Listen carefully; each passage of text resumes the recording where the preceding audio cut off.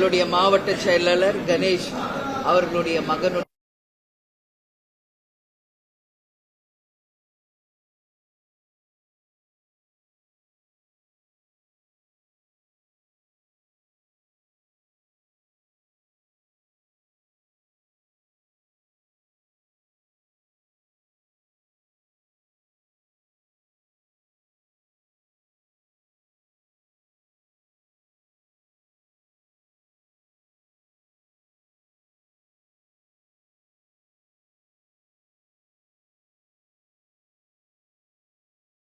திருமண விழாவிலே கலந்து கொள்வதற்காக வந்திருக்கிறோம். மணமக்கள் கேப்டன் பிளெஸிங்கோட எங்கள் தேமுதிக ஒட்டுமொத்த கட்சியின் சார்பாக மணமக்கள் மற்றும் மணமகன் வீட்டார் சார்பாக அவங்களுக்கு வாழ்த்துக்களை தெரிவிச்சிருக்கோம்.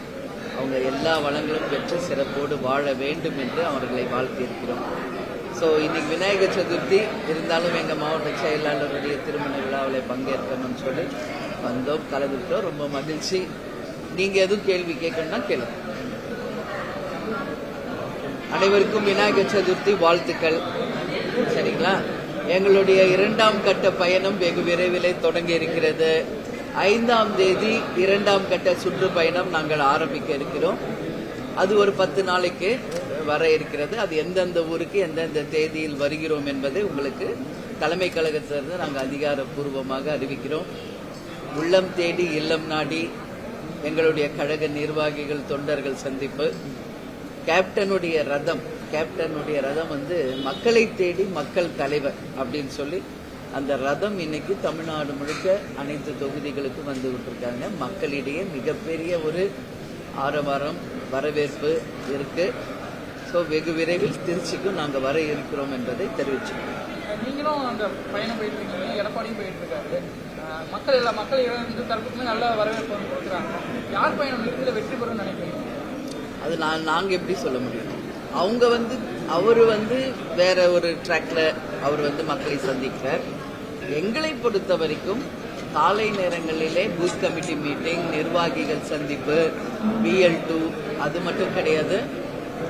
தமிழ்நாடு முழுக்க தேசிய முற்போக்கு திராவிட கழகம் பூத் கமிட்டி அமைத்து நிர்வாகிகள் சந்திப்பு காலை நேரங்களிலும், மாலையில் கேப்டனுடைய ரத யாத்திரை மக்களை தேடி மக்கள் தலைவர். இலங்கை வாழ் மக்களால் கேப்டனுக்கு தரப்பட்ட அந்த ரதம் மக்களை தேடி இன்னைக்கு தலைவர் வந்திருக்காரு. ஸோ மக்கள் போற்றக்கூடிய ஒரு யாத்திரையாக அது அமைந்திருக்கிறது. ஸோ எங்களுடைய பயணம் வேறுங்க, அவரோட பயணம் வேறு.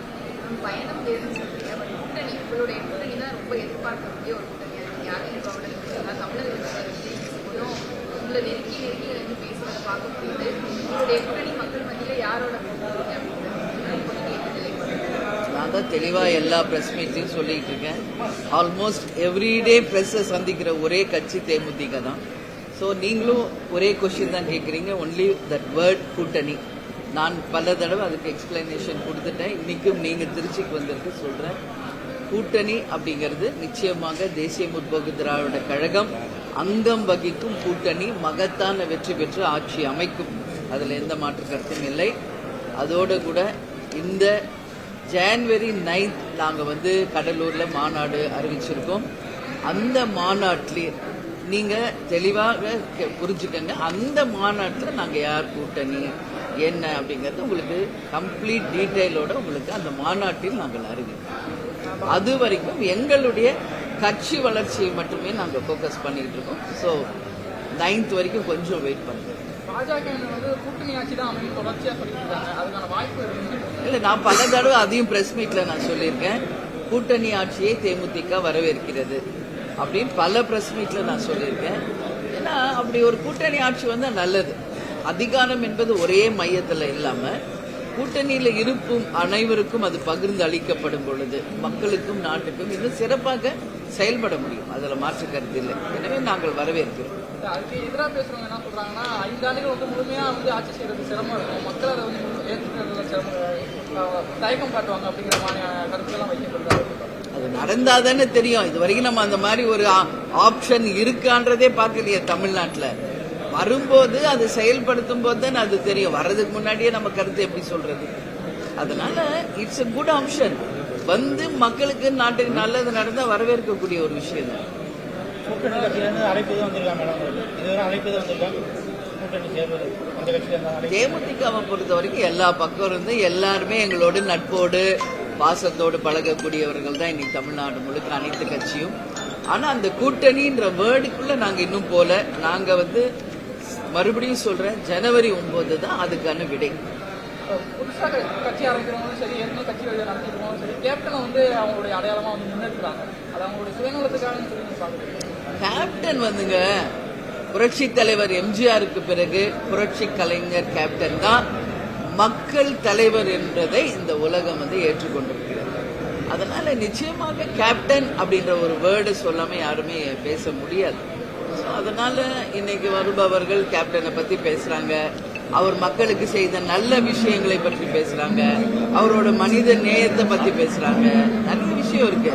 அதனால கேப்டனை பற்றி பேசாம யாரும் இருக்க முடியாது. மக்களும் சரி, கட்சியினரும் சரி, யாரா இருந்தாலும் அந்த வகையில் அவங்க சொல்றாங்க. அது சந்தோஷம்.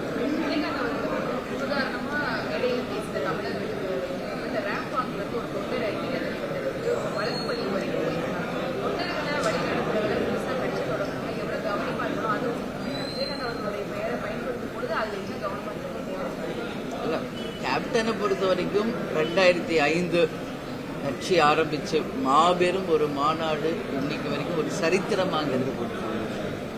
ஒரு சின்ன அசம்பாவிதம் கூட இல்லாமல் அத்தனை பேருக்கும் உணவளித்து பாதுகாப்பு கொடுத்து அத்தனை பேரும் பத்திரமா வீடு போய் சேர்ற வரைக்கும் நாங்க அனைத்து மாவட்ட செயலாளரோட தொடர்புல இருக்கோம். ஸோ விஜய்ல நம்ம பார்த்தோம், அவங்க ஏற்பாடெல்லாம் நல்லா தான் பண்ணியிருந்தாங்க. நம்ம எல்லாத்துக்குமே குறையாகவே பார்க்கக்கூடாது. பட் ஆர்வ கோளாறு காரணமாக அவங்க அந்த ரேம்ப் வாக்கில் எல்லாரும் ஜம்ப் பண்ணி உள்ள வரதை நம்ம பார்த்தோம். ஸோ சுற்றி இருக்கிற பவுன்சர்ஸ் அதை கட்டுப்படுத்தணுன்றதுனால இப்படி புஷ் பண்ணும்போது சம்டைம்ஸ் கீழே விழுந்துருவாங்க. அதுதான் வேணும்னு யாரும் தள்ளுறதில்லை, வேணும்னு யாரும் அவங்கள காயப்படுத்தணும்னு நினைக்கிறதில்ல. ஒரு மாபெரும் ஒரு கூட்டம் இருக்கும்போது இது நடப்பது எல்லா கட்சியிலுமே ஒரு சகஜமான ஒரு விஷயமா தான் நாங்க பார்க்கிறோம்.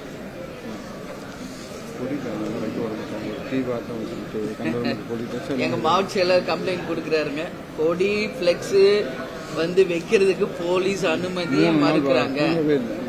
கண்டோன்மெண்ட் போலீஸ் ஸ்டேஷன்ல எவ்வளோ வாட்டி போய் அனுமதி கேட்டு கூட ஒரு பிளெக்ஸோ ஒரு பேனரோ எதுவுமே வைக்க கூடாது, கொடி வைக்க கூடாது என்று காவல்துறையை வச்சு மிக கடுமையாக நடந்துக்கிறாங்க. இது ஒரு திருமண விழா, இதுல என்ன இருக்கு? எல்லார் வீட்லயும் தான் நடக்குது. அவங்கவுங்க கட்சி திருமணங்கிறப்ப பேனர் கொடி வச்சுக்கிறாங்க, அது யார் தடுக்கிறது? ஏன் தேமுதிக என்றால் மட்டும் மாற்றம் தான் இப்ப கண்ணோட்டத்துல பார்க்க கூடாது. காவல்துறைக்கே ஒரு அடையாளமாக வாழ்ந்தவர் கேப்டன் அவர்கள்.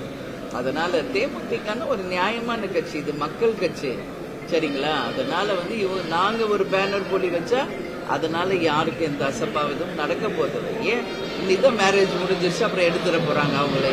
அது வைக்க விடாம எதுக்கு தடுக்கிறீங்க? அதுதான் எங்களுக்கே புரியல. இது கண்டிக்கக்கூடிய ஒரு விஷயம். ஒண்ணு வச்சா எல்லாருக்கும் வைக்க அனுமதி கொடுங்க, இல்ல வைக்கலையா வைக்காதீங்க. ஏதோ ஒரு டிசிஷன் கவர்மெண்ட் ஷுட் டேக். 50 ஆண்டு திரை விழா ரஜினிகாந்துக்கு கேப்டன் இடத்துல தான் விழா எடுத்திருப்பாங்கன்னு சொல்லிட்டு இதுவரைக்கும் நடிகர் சங்கமோ இல்லைன்னா அவங்க நிர்வாகிகளோ நேரில் சென்று அவர்களுக்கு வாழ்த்து தெரிவிக்கல. நான் தான் முதல் ஆளாக திரு ரஜினிகாந்த் அவர்களுக்கு அவருடைய 50 ஆண்டு திரையுலகத்துக்கு வாழ்த்து சொன்னது நானும் தேசிய முற்போக்கு திராவிட கழகம் தான். கேப்டன் இருந்தா அவருக்கு ஒரு மிகப்பெரிய ஒரு விழா எடுத்திருப்பார் என்பதையும் நான் சொன்னேன். அது மற்றவங்க ஏன் சொல்லல, ஏன் அது போய் அவரை பார்க்கலன்னா அதுக்கு நான் எப்படி பதில் சொல்ல முடியும்? கேப்டனும் ரஜினி சார் அவர்களும் நல்ல ஃப்ரெண்ட்ஸ். அதனால அந்த 50 ஆண்டு காலம் ஒரு திரையுலகில் அதுவும் ஒரு ஹீரோவா இப்ப ரிலீஸ் ஆன கூலி வரைக்கும் சொல்றேன், பெரிய ஹிட். இது எங்கேயுமே இந்தியாவில் எங்கேயும் நடக்காத ஒரு விஷயம், அது நடந்திருக்கிறது. அதனால அவரை வாழ்த்துறதுல ஒன்றும் தப்பு இல்லை. ஸோ அது அவங்கவுங்க தான் செய்யணும்.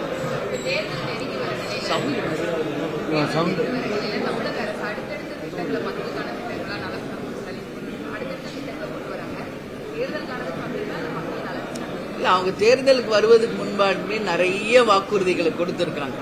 அது கொடுத்துதான் ஆட்சிக்கே வந்தாங்க. அதுல எத்தனை வாக்குறுதிகள் நிறைவேறி இருக்கிறது அப்படின்றதுதான் மக்கள் கேள்வியா இருக்கு இன்னைக்கு. அதனால இன்னைக்கு அவங்க கொடுத்த வாக்குறுதிகளை நிறைவேற்றணும். ஆல்மோஸ்ட் 5 இயர்ஸ் முடிய போகுது. இப்போ அந்த திட்டங்களை எல்லாம் செயல்படுத்துறாங்களா, இது புது புது திட்டமா அப்படிங்கறத பார்க்க வேண்டியிருக்கு. ஆனா கொடுத்த வாக்குறுதியை நிறைவேற்றுங்கள். வெறும் வாக்கு அரசியல் மட்டும் பண்ணதுனால மக்கள் மனசுல போய் இடம் பிடிக்க முடியாது. அதனால உண்மையில் மக்களுக்கும் நாட்டுக்கும் கொடுத்த வாக்குறுதியை நிறைவேற்றும் போது இந்த ஆட்சி ஒரு சிறந்த ஆட்சியாக மக்கள் ஏற்றுக்கொள்ளும். தேங்க்யூ. நன்றி, வணக்கம்.